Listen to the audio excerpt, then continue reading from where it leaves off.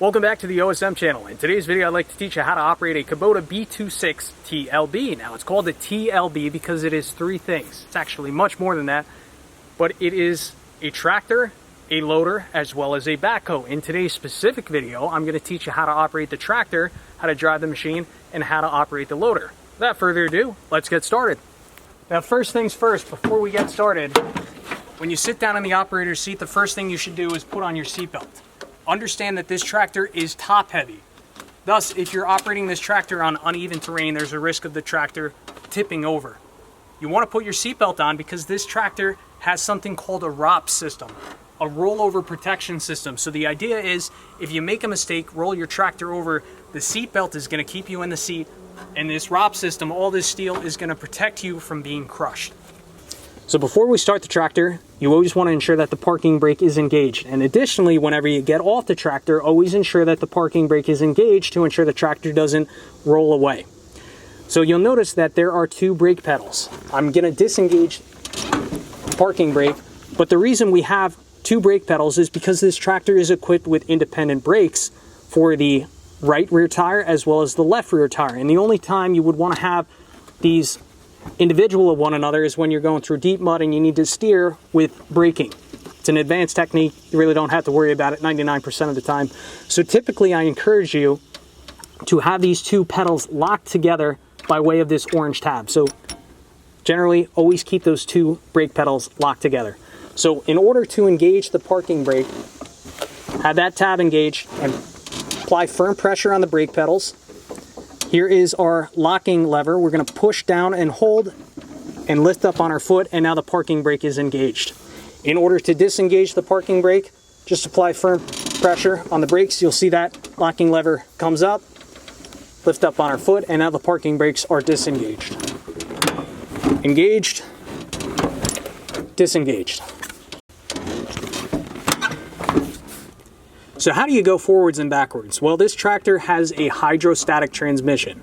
It's controlled by fluid. There is no clutch. On a gear-driven transmission, you typically have a clutch on the left-hand side of the tractor. We don't have that. We simply have our direction of travel control lever down here. So if I want to go forward, I will press this lever in the forward direction.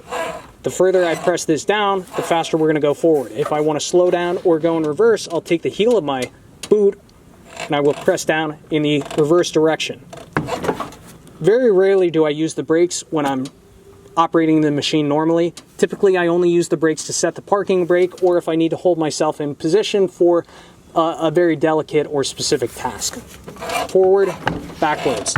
It's also important to note that when you press on this direction of travel lever, it does not increase the RPMs of the engine like what would happen when you press the accelerator down on a car. The engine RPMs will remain constant. Simply, the further you press this down, the faster you will go. If you want to change the RPMs of the engine, you would have to come up here to your right-hand control panel. In front of the key will be your throttle. See, it says engine speed. So typically when we start the engine, we want our engine speed all the way back. And then depending on the application, you may need to increase your engine speed slightly, but very rarely do I have the engine speed higher than half throttle. Next, we need to talk about transmission speed. So to the left of the operator, we have our yellow knob, which is our PTO engagement lever. We're not going to worry about that today. I want to focus on this orange lever right here. So this is our transmission speed selection lever. We have high, neutral, medium, and low. Now, typically when I'm just driving around the yard, I will keep the transmission in high speed. When I am using the loader to dig into a pile of dirt, gravel, or mulch, I would typically change from high speed to a medium speed. And low speed, I typically only use low speed when I'm going up a very steep incline, decline, loading the tractor on or off a trailer, or doing something really strenuous where I don't want to put much strain on the engine or transmission. So you have to select your gear based on what you are doing. Now to the right of the operator's seat, we have our key, our engine speed or throttle control. We have our drawbar control lever if we remove the backhoe and want to put a 3-point implement on the back of the machine. And then we also have our joystick. This button is to turn on or off flow to our third function valve on the front of the machine. There's our third function valve. I believe in is on, up is off.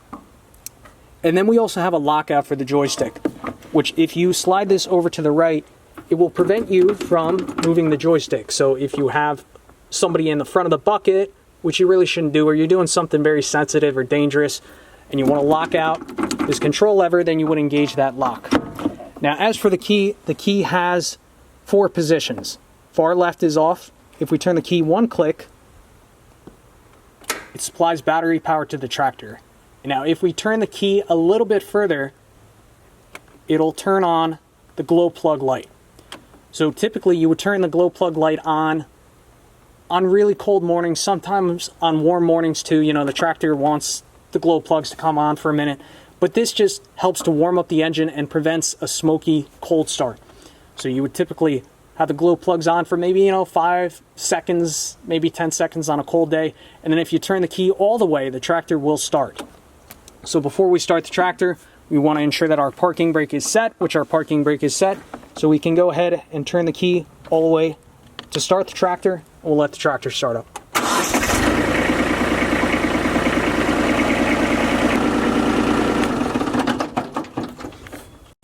So before we start moving and operating the loader, we also have to talk about the 4-wheel drive lever as well as the diff lock lever.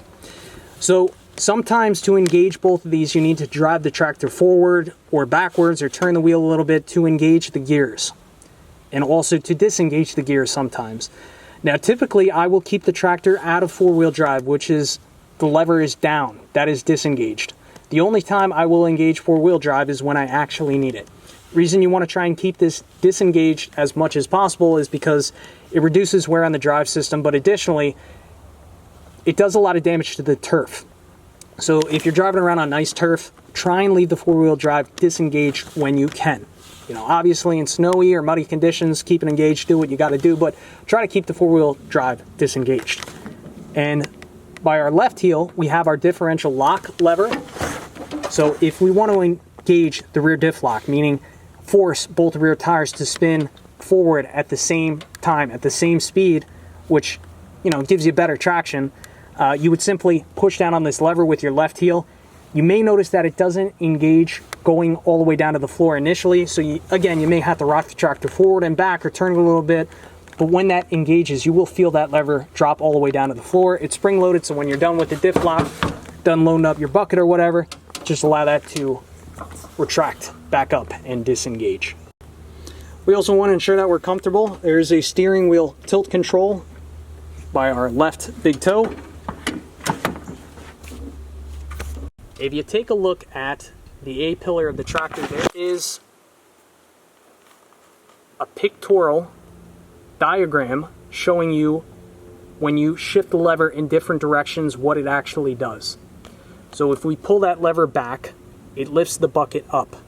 If we push the lever forward, it lowers the bucket down. If we push the lever to the right, it dumps the bucket. If we push the lever to the left, it curls the bucket, turns the bucket back in. And if we go diagonally in either of these directions, it combines functions. So we don't have to go directly up here. We actually could go, right here as to where we're coming down a little bit, but, dumping the bucket faster than, as opposed to going right to the corner. So, this is all variable. You don't have to go right here. You could go here. You could go here. So, that's forward. That's lowering. That's raising. That's dumping. That's curling. And again, you can go diagonally and you can bring it back, adjust the flow for either direction. And really what this comes down to is practice. The more time you spend operating this front end loader, the easier it's going to become. Eventually it'll become second nature. Another thing I want to point out is the float function. So if we push this control lever forward and keep pushing forward, it locks forward.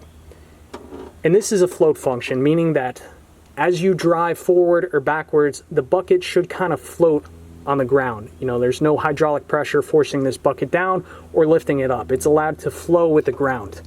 I find that in the float mode, driving forward, the front wheels tend to lift up.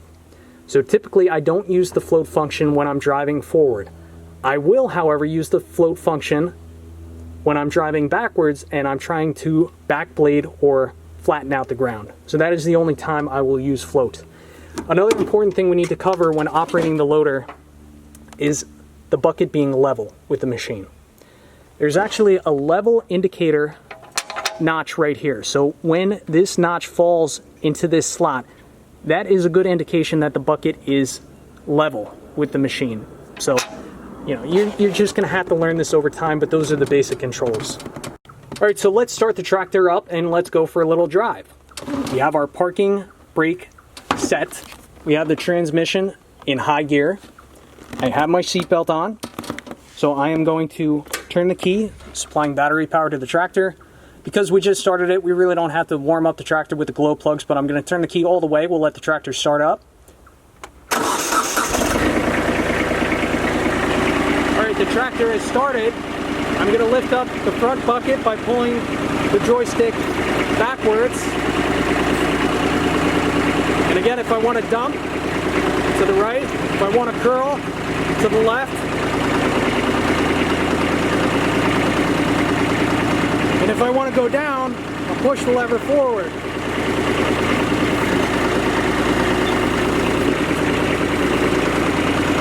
So now if I want to drive forward, I'm going to disengage the parking brake. And now the tractor, if it's on a hill, it might move forward or backwards. So in order to counteract that, we now have to use our direction of travel lever. So if I want to go forward, I'm just going to push on this lever and start going forward. Again, I'm sitting at an idle right now. I have not adjusted my RPMs. If I need to adjust the RPMs, push that forward. Gives me, you know, a little bit of power. I could go a little bit faster. But typically, I leave it at idle most of the time because I'm not doing any kind of real heavy work. So let's go for a little drive.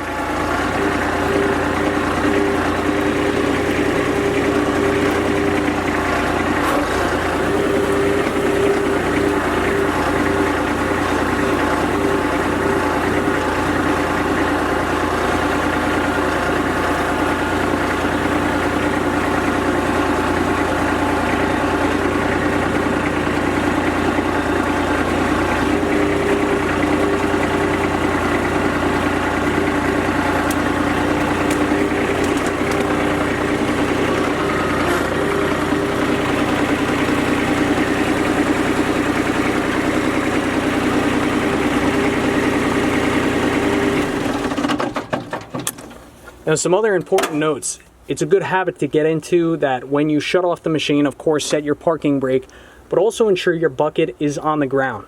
Reason being, if you leave your bucket up and you have a couple small children that come out here and start playing with the joystick, if that bucket is up and they push this joystick forward with the machine off, that bucket will still come down. So if you have a kid in the seat pushing this lever down and somebody underneath that bucket, you could potentially crush them. So as a matter of safety, always ensure that the bucket is on the ground. And with your backhoe, ensure that that lock is engaged or ensure that the backhoe is touching the ground. Because same thing, if that lock wasn't engaged and I pushed this lever forward, that backhoe would go right down. And if somebody was underneath it, you could potentially crush them. Another important safety note here is that this tractor does not have rear suspension. And what that means, every time you go over little bumps such as a stick or a rock, that bump is magnified, and this tractor can pretty easily tip over if you're not careful. So always look out for sticks, big rocks, little stumps like that. I mean, if you hit that going high speed, you really could rock your tractor. And if you're on a slight incline to start with, you could easily tip your tractor over. Just to demonstrate, the bucket is up off the ground, the tractor is off. If I push on this joystick forward, causing the bucket to come down, nothing's going to stop it. So that is why it is so important to always ensure that your implement, you know, your front end loader or your backhoe are either locked and secured or on the ground. It's a good practice to just rock this around, ensure that there's no hydraulic potential at all. So just alleviate any pressure in the system and ensure that everything's safely and firmly on the ground. Okay, so I just turned this pile over the other day, but say I wanted to turn it over a little bit more. What I would do is I would change my transmission from high to medium, which this is actually medium for my tractor. Everything, you know, the linkage is off, thanks Kubota. But That's actually neutral. That's medium, but typically you would ensure that this is engaged with medium when you're turning over a pile, or you can have it in low gear as well. Now I'm going to engage the four-wheel drive lever, and we're going to go into this pile, tilt the bucket forward, we're going to back drag this, lift up the pile, and then just kind of dump it on itself. So we're, you know, turning over the pile a little bit here. Again, you'll see that you really don't have to have your RPMs high. Most of the time when you're doing light work like this, you can leave the tractor at idle, you know, slightly elevated idle, you know, 1200 RPMs, and there's just plenty of hydraulic power for stuff like this.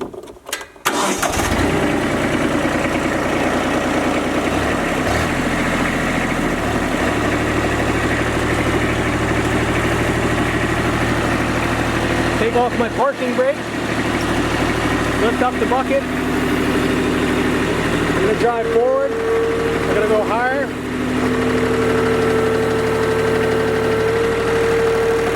Drive it into the pile, push the bucket down to the right. That's going to cause it to dump.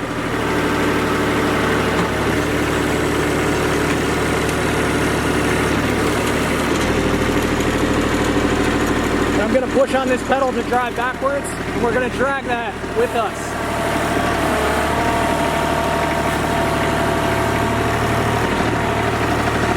So we pulled that chunk forward.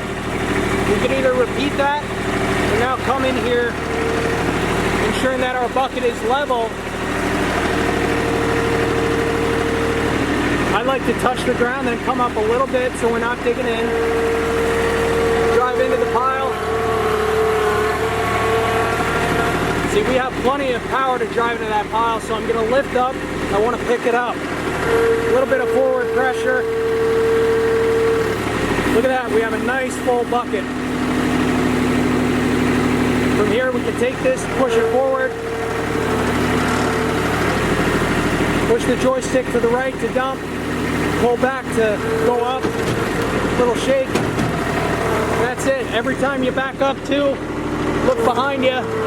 Make sure you have no kids around.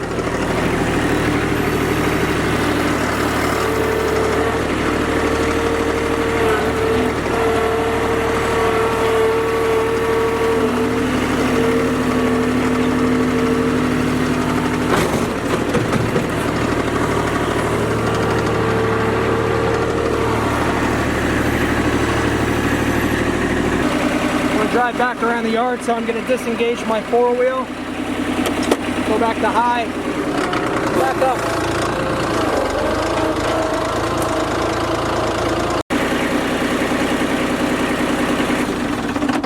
So when I'm done for the day, make sure the key is off all the way.